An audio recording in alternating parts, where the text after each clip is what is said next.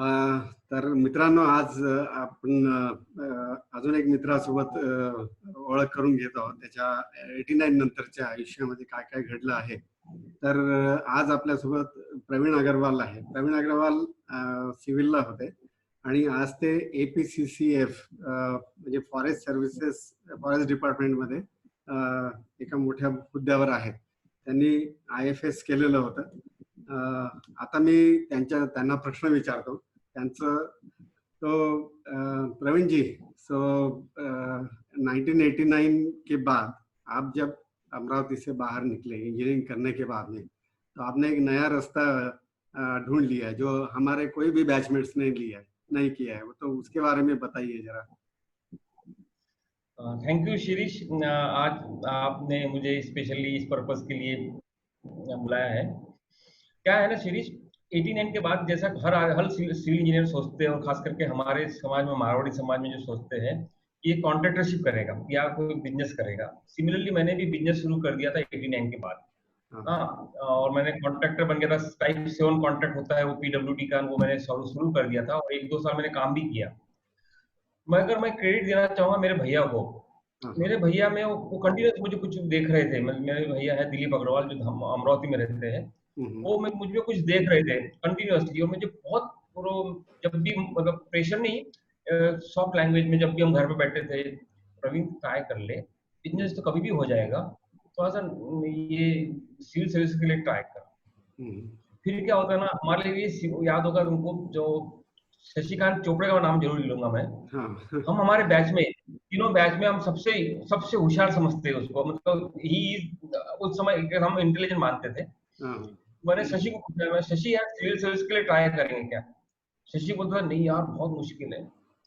तो बोला शशि जैसे लड़का बोल रहा है कि बहुत मुश्किल है, बोला तो हम कौन होते हैं उसके सामने, तो हम तो कुछ भी नहीं है। फिर भी हमने उसे लेकर मैंने कोशिश नहीं की, मतलब फिर एक फॉरेस्ट ऑफिसर, एक IFS ऑफिसर थे 84 बैच के, मिस्टर बर्डेकर करके है, अमरावती की थे।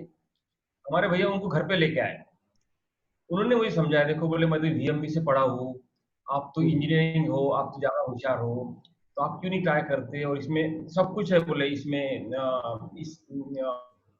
पैसा है, नाम है, शोहरत है, सब कुछ है, आप कोशिश करके कर सकते हैं। तो फिर उसके बाद थोड़ा सा दिमाग बना, मगर उसमें क्या हुआ, फिर कॉन्ट्रैक्टरशिप किया था मैंने। मैं थोड़ा बैकग्राउंड दे रहा हूँ, हो सकता है टाइम लग जाए। फिर क्या हुआ, हमने कॉन्ट्रैक्टरशिप का पहला बिल निकला करीब 1 लाख रुपए का कुछ होगा। हमने उसमें सबसे पहले काम के गाड़ी खरीदी, मोटरसाइकिल। देखिए हर चीज का कोई इम्पोर्टेंट होता है, इसलिए बता रहा हूँ मैं। हमने मोटरसाइकिल खरीदी और हम तो अपने इसमें लगे हुए थे बिल्कुल। बिजनेस में तो भैया वगैरह सुन नहीं रहे थे, हम बिजनेस में लगे हुए थे। पैसा हाथ में आने लग जाता तो आदमी को जरा शौक होता है कि चलो मोटरसाइकिल खरीदी। एग्जैक्टली 15 दिन बाद, पूर्णिमा के दिन हमने मोटरसाइकिल खरीदी। 15 दिन बाद वो मोटरसाइकिल मेरे घर से चोरी हो गई। और दैट रियली मेक्स डिफरेंस कि भी अब क्या करेंगे। पहले हमने लोन काम करने शुरू किया ना, ऐसा प्रॉब्लम आ गया है। और फिर सडनली इंडियन इंजीनियरिंग सर्विसेज का मेरा एक एप्लीकेशन फॉर्म आया है कि मैंने फॉर्म भरना शुरू कर दिया, इंडियन इंजीनियरिंग सर्विस का अप्लाई कर दिया। उसका फिर धीरे धीरे करते फिर मैं सिविल सर्विस की पढ़ाई में लग गया। फिर मैंने छोड़ दिया फिर कॉन्ट्रैक्टरशिप। दैट वो मोटरसाइकिल चोरी गई, that is the one turning point in my life. और मैंने फिर पढ़ाई शुरू कर दी। चलो मौका देख लेते, कोशिश कर लेते। मेरे भैया को मैंने एक ही चीज पूछा कि मैं, आप मुझे फाइनेंशियली सपोर्ट करोगे? मैं पिताजी के पास नहीं जाना चाहूंगा, बिकॉज अब 21 साल की उम्र के बाद वापस पिताजी के पास पैसे मांगने जाना ठीक नहीं लगेगा। वो बोले मैं तेरे को पूरा पैसा सपोर्ट करूंगा, आप बस पढ़ाई कर। और फिर मेरा वो SIAC करके होता है, state institute for administrative career, Mumbai में होता है, फिर वहां पे चले गया। वहां मैंने UPSC एग्जाम दिया। अब प्रॉब्लम क्या हुआ, पर्टिकुलर ईयर मुझे याद है, 92 की बात है। 92 में जो मेरा प्रीलिम का एग्जाम था, उसी दिन सेम डे MPSC का इंजीनियरिंग सर्विसेज का एग्जाम था। अब मैंने फॉर्म दोनों का भरा हुआ था। फॉर्म भरा तो दोनों के एग्जाम की डेट आ गया। अब मेरे पास ऑप्शन समझ में नहीं आ रहा था कि मैं MPSC एग्जाम दूं या सिविल सर्विस का दूं, क्योंकि MPSC से इजीली अचीवेबल, आप अचीव कर लोगे, आप एक इंजीनियर बन जाओगे, जैसा हमारे काफी दोस्तों ने किया। उसी एग्जाम में सब लोगों को क्लियर हुआ था। ये बेल सर है, सभी का मतलब जो भी है ग्रुप है। पर मैंने रिस्क ली, मैंने बोला मैं इंजीनियरिंग नहीं दूंगा, मैं सिविल सर्विसेज में जाऊंगा, मैं प्रीलिम के एग्जाम दूंगा। और फिर मैंने प्रीलिम का एग्जाम दिया और 1-2 साल लगे मुझे, but at last I could succeed in getting the Indian Forest Service, which is one of the all India service, top 3 service in the country like IAS and IPS. और बस आप लोगों का सपोर्ट है, आप लोगों का दुआ है, तो मैं दुआ इसलिए बोल रहा हूँ कि मेरे आप हमारे बैचमेट्स लाइक नंदू पाटिल, संजय बेलसरे, प्रमोद मांदाड़े और कटपल्लीवार, काफी हमारे साथ गहान करी, मैं भूलूंगा नहीं गहान करी हमारे नाम, और एक वो अपना ये पात्रीकर, तो सब लोग हमारे उसी जगह, हम एक रेल रोड के क्वार्टर में मांदाड़े क्वार्टर में रहते थे, पढ़ाई करते थे, और सब लोगों का सपोर्ट मिलता था काफी, कि कुछ प्रॉब्लम आया समझ में नहीं आया तो काफी सपोर्ट करते थे एक मेरे को, तो रियली सपोर्ट, आप लोगों का सपोर्ट से हम सर्विस में निकल गए, और निकल गए तो फिर हमने पीछे देखा नहीं, फिर उसके आगे चलते रहे, तो ये बेसिक था। और उसके बाद फिर सबसे पहला पोस्टिंग कहाँ पे मिला उसके बाद? हाँ, सबसे पहले फिर क्या हुआ, हाँ वो भी बड़ा इंटरेस्टिंग है। सबसे पहले तो हम देहरादून में होने के बाद 1.5 साल बाद कैडर मिला है, 1.5 साल बाद सर, हमारा 3 साल का ट्रेनिंग होता है, तो 1.5 साल पौने 2 साल होने के बाद फिर हमें कैडर अलॉट होता है। आदमी क्या सोचता है ना कि महाराष्ट्र से बिलोंग करते हैं, 25 स्टेट है, 28 स्टेट्स है, महाराष्ट्र नहीं मिलेगा, एमपी मिलेगा, राजस्थान मिलेगा, राजस्थान नहीं तो कर्नाटक मिलेगा, कहीं कहीं ना कहीं मिल जाएगा, और कभी दिमाग में कभी सोचा भी नहीं था। मुझे त्रिपुरा कैडर मिला, जहां से मैं बात कर रहा हूँ आपसे। सबसे पहले जब कैडर के लिए मैं उस समय गलती से मैं on that day I was on leave, और मैं महाराष्ट्र में अपने गांव में था, परतवाड़ा धामनगांव में। तो सबसे पहले मैंने क्या किया, कैडर मिलने के बाद मैंने बच्चों के बक्से से नक्शा मंगाया, और त्रिपुरा कहाँ पर है स्टेट में देखा, ये पोजीशन थी, बिकॉज हमको वो भी नहीं पता था त्रिपुरा कहाँ पर किस जगह बिलोंग करता है। आपको भी अभी भी, आपको अगर आप दिमाग में इंडिया का नक्शा रखोगे तो आपको भी नहीं पता होगा त्रिपुरा कहाँ पर exactly, because it is really 7 state में थोड़ा सा कंफ्यूजन हो जाता है। तो त्रिपुरा मिला, फिर त्रिपुरा में मेरी पोस्टिंग हुई, और मेरी पहली पोस्टिंग हुई थी डिविजनल फॉरेस्ट ऑफिसर मनुघाट डिवीजन, जहाँ पे कंप्लीट एक्सट्रीमिज्म था, पूरा एक्सट्रीमिज्म था, और एक्सट्रीमिज्म इतना था कि हमको रात को हमको एडवाइस किया गया था कि शाम को 5 बजे के बाद आप घर से बाहर नहीं निकलो, और हमें उस जगह प्लांटेशन करना है, मतलब प्लांटेशन का हमारा मेन काम है, या फॉरेस्ट प्रोटेक्शन का काम है। तो मगर लाइफ सिखा देती है, आप जब काम करते हो, सर्विस करते हो, लाइफ खुद ही दिखा, मतलब वो आपको आदत पड़ जाती है कि किस तरह से आपको प्रोटेक्शन लेना है, आपको अपना काम करना है, बिकॉज लाइफ तो चलती रहती है, और इस जगह काम किया है।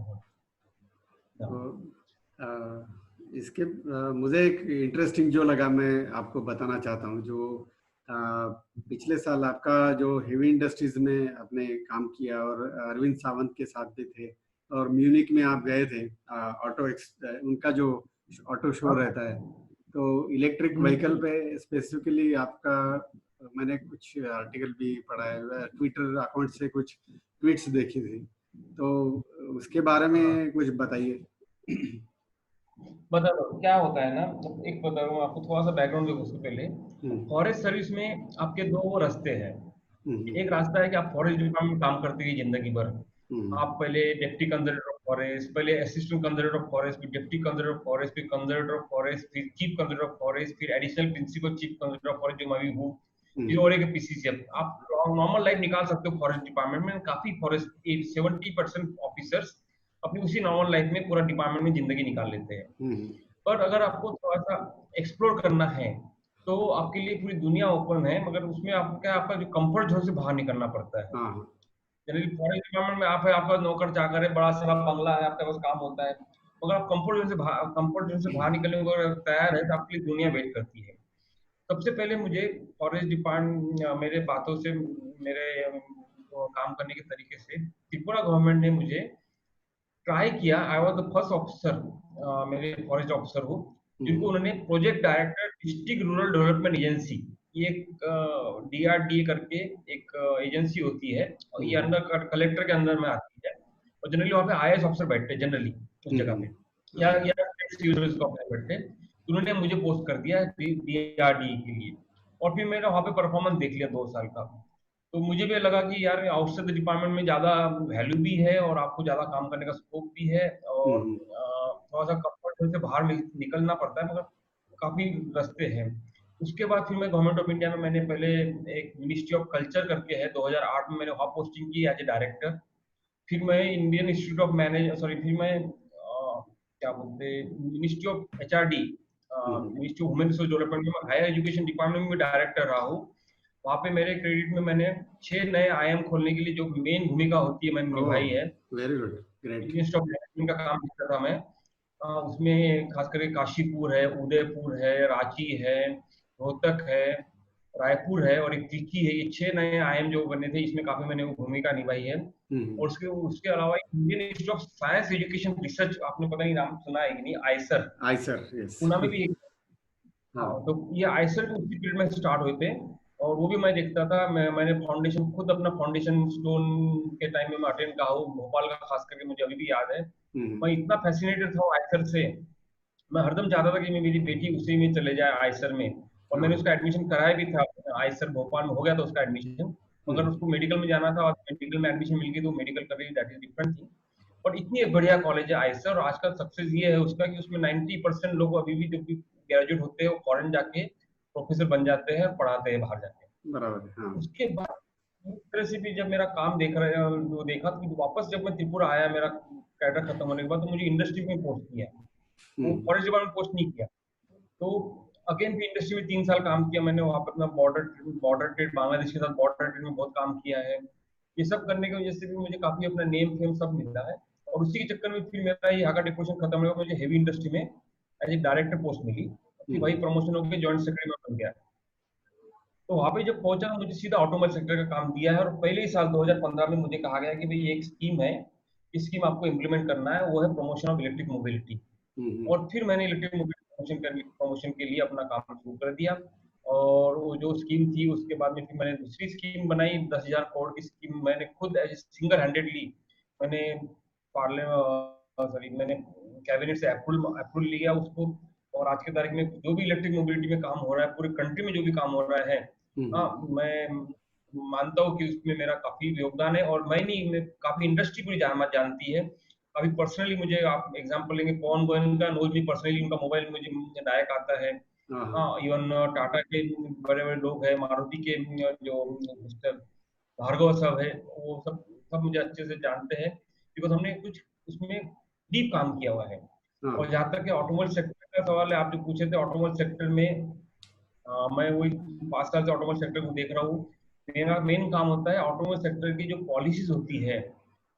देखिए, एक होता है पॉलिसी मेकिंग बॉडी और एक होता है पॉलिसी एडवोकेसी बॉडी। जैसे policy ministry of finance decide करता है जीएसटी कितना होना चाहिए, ministry of road transport decide करता है कि इसमें रूल्स रेगुलेशंस क्या होना चाहिए, क्या सेफ्टी फीचर्स क्या होना चाहिए। और हम डिसाइड करते हैं, हम इम्प्लीमेंट करते हैं। तो हमारा heavy industry is nothing but implementing body of the policies and also advocacy. हम खुद एडवोकेट करते हैं कि भाई इसमें जीएसटी कम होना चाहिए, ज्यादा होना चाहिए, 28% होना चाहिए या 42% होना चाहिए। हम सजेस्ट जो करते हैं जनरली मान लेते हैं, जीएसटी डिपार्टमेंट वाले या मिनिस्टर ऑफ फाइनेंस मान लेते हैं। इस तरह से मैंने बहुत एक्टिव रोल प्ले किया हुआ है कंट्री की ऑटोमोबाइल सेक्टर को के डेवलपमेंट में और उसके डायरेक्शंस में और उसके फीचर्स में। और जहाँ तक BS6 है, BS6 का जो बात कर रहे हैं, ये BS6 भी मेरे पीरियड में आया है। और उस पर्टिकुलर मीटिंग में एक मिनी कैबिनेट हुई थी, मिनी कैबिनेट में हमने अपना व्यू दिया और उसके बेसिस पे डिसीजन ये हुआ कि हम BS6 पूरे कंट्री में लाएंगे। तो ये सब जितने भी पॉलिसी इश्यूज है ऑटोमोबाइल सेक्टर के, मैं अपने अपने आप को भाग्यवान समझता हूँ कि मुझे इसमें काम करने का मौका मिला और पॉजिटिवली कंट्रीब्यूट करने का मौका मिला है, जो आज अभी भी लोग याद करते हैं। ये पोजीशन है कि आज मेरे को 4 महीने हो गए छोड़ने को मिनिस्ट्री, आज भी मुझे 3-4 फोन अभी भी आते हैं और मुझसे एडवाइस लेते हैं लोग कि भी साहब क्या होने वाला है, कोविड के बाद क्या होने वाला है, ये इलेक्ट्रिक मोबिलिटी कंटिन्यू रहेंगी कि नहीं रहेंगी, हमने हमने कौन सा प्रोडक्ट लाना चाहिए, कौन सा प्रोडक्ट अभी मतलब क्या लगता है कि भाई क्या सेल बढ़ेगी किसकी। तो इतना नॉलेज हमको आ चुका है इस मामले को लेकर। अच्छा, तो इसमें एक मैंने पढ़ा था कि जर्मनी और इंडिया का जो कोलैबोरेशन है उसमें भी आपने कुछ काम किया था, वो क्या है? हाँ, मैं बता रहा हूँ क्या है। एक 2008 से एक Indo German joint working group बोलते हैं उसको, Indo German joint working group बना हुआ है on on automobile sector between India and Germany. उसमें वो जो जॉइंट वर्किंग ग्रुप होता है, it is being chaired by two people, co-chair बोलते हैं उसको. One person is a joint secretary of heavy industry and another is a parallel person, equivalent person of the German government. ये दोनों joint को chair करते हैं और वो मीटिंग अल्टरनेट मीटिंग होती है. एक साल यहाँ पे होती है तो एक साल जर्मनी में होती है. और उसके मेंबर्स जो बाकी ग्रुप में लोग होते हैं वो जर्मनी के जितने भी ऑटो मैन्युफैक्चरर्स हैं वो लोग और उनके इंडियन काउंटर पार्ट होते हैं. जनरली ये बनाया हुआ है कि जर्मनी के जो ऑटो मेकर्स जो इंडिया में अपना काम करते हैं उनको जो भी परेशानी हो रही है वो परेशानी को दूर करने के लिए बनाया हुआ है और कुछ सीखने के लिए बनाया हुआ है कि भाई जर्मनी में कुछ नया काम कुछ हो रहा है तो how that can be implemented in India.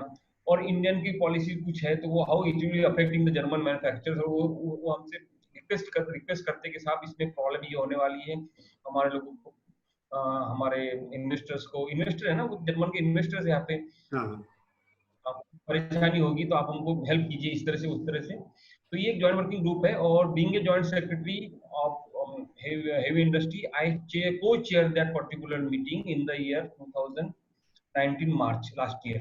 और उसके लिए मैं बर्लिन गया था. और उसके पहले भी मैंने 2 साल अटेंड की थी, but as not as a co-chair, but as a director because my boss was joint secretary at that time. He was chairing the meeting at that time. मैंने पूरे मिला के 3 joint working group meeting attend की है पिछले 10-12 meeting में से. और वो बहुत अच्छा एक्सपीरियंस रहता है. यू नो इट कि what is going on there, how they want it, how small they are working it. एक इसमें अच्छी चीज पता है क्या चली है, इसी तरह से जापान वाली क्या, जापान में जॉइंट वर्किंग ग्रुप नहीं पर जापान गवर्नमेंट की कोशिश करती है. एक अच्छी चीज ये पता चली है जो हमारे यहाँ पे नहीं हो सकती. गवर्नमेंट उनके इंडस्ट्रीज के लिए इतनी मेहनत करती है, वो जरूरत पड़े तो हमारे पास आके हमसे रिक्वेस्ट करती है कि भाई देखो हमारी इंडस्ट्री यहाँ पे अफेक्ट कर रही है, आप काम कीजिए. जापान गवर्नमेंट भी उनके इंडस्ट्रियलिस्ट के लिए, उनके टोयोटो के लिए, उनके हुंडई के लिए, सॉरी होंडा के लिए हमारे पास आके बोलती है कि साहब ये परेशानी हो रही है, आप हेल्प कीजिए. बट ये अगर हमारी गवर्नमेंट अगर किसी रिलायंस के लिए या किसी अडानी के लिए जाके कुछ बोले कि साउथ अफ्रीका में देखो भाई अडानी यहाँ पे इन्वेस्ट कर रहा है और इसको ये परेशानी हो रही है कीजिए, तो हमारे ऊपर एक्शन हो जाएंगे. मतलब that is the duty of other governments. They are taking care of their industries and we should also take that care of our industries also who are investing in other countries. वो ये बहुत अच्छी सीख मिली मुझे वहाँ पे कि वो इंडस्ट्री का इतना ख्याल रखते हैं, हम नहीं रख पाते अपनी इंडस्ट्री का.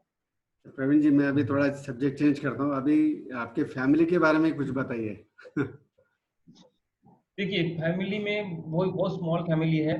मतलब जो मेरी आइसोलेट फैमिली, मेरे भैया लोग तो अभी उधर ही रहते हैं अमरावती में, बट मैं अपनी फैमिली की बात करूँ. मेरी वाइफ है, मेरी सोनल नाम है उसका. She used to be the teacher in GD Goenka school in Vasant Kunj Delhi. One of the best school GD Goenka मान पे आपने नाम भी सुना होगा. और मगर उसने हम 2017 में जब अमेरिका गए थे 4 महीने के लिए, सभी संजय बेलसरे गया था ना उसी प्रोग्राम में, तो हम उसको डिजाइन करके उसने रिजाइन कर दिया था बिकॉज वो छुट्टी देनी रहते. और ये भी बोर हो गई थी पढ़ाते पढ़ाते, बोले मैं नहीं करूँ पढ़ाएगी.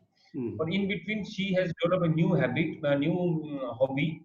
और वो हॉबी है उसको केक बनाने की. तो she is a professional cake maker and her cakes are well known everywhere. मतलब पूरे एंटायर दिल्ली में काफी उसको ऑर्डर्स मिलते हैं और वो अपना केक बनाती है. और काफी हमारे फेसबुक से लिंक भी है, केक आर्टिस्ट करके उसका एक लिंक है. बहुत wonderful cake maker she is. और मेरी बेटी एक ही बेटी है और she is in final year MBBS at Manipal Kasturba medical college में है. और अभी फाइनल ईयर में है.